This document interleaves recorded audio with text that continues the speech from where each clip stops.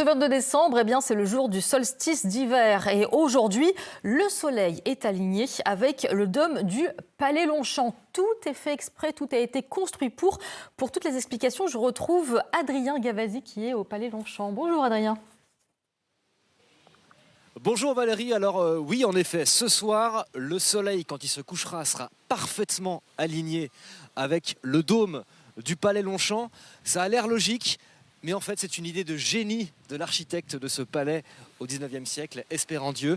Et on ne le savait pas, on l'ignorait, c'est une personne passionnée d'histoire, passionnée de patrimoine qui a fait cette découverte. Et cette personne, elle est ici. Bonjour, merci d'être à nos côtés.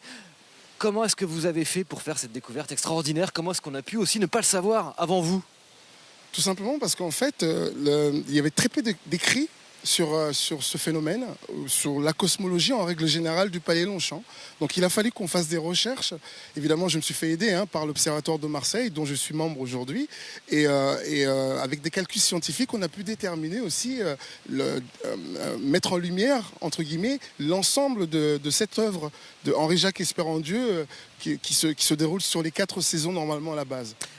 Espérandieu, c'est l'architecte qui a conçu la Bonne Mère, la cathédrale de la Major et donc le Palais Longchamp. C'est un palais cosmique selon lui. Voilà, ça veut dire que c'est un palais. Enfin, déjà, c'est un grand architecte.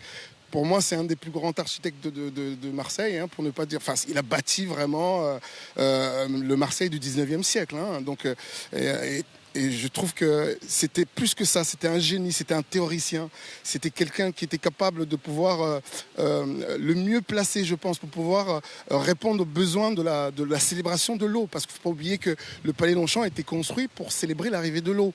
Et il fallait, on a associé à ce palais le Palais des Arts et le Palais de l'Histoire naturelle, enfin le Musée des Arts et le Musée d'Histoire naturelle. Donc il fallait quelqu'un qui soit capable de pouvoir réaliser tout ça en célébrant l'eau. Lui, il a été très ingénieux en introduisant les 3 autres éléments de l'univers, et qui est le soleil, qui est le feu, et qui est l'air, qui est la terre.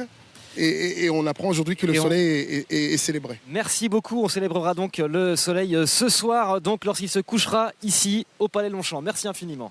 Merci à vous. Merci beaucoup Adrien.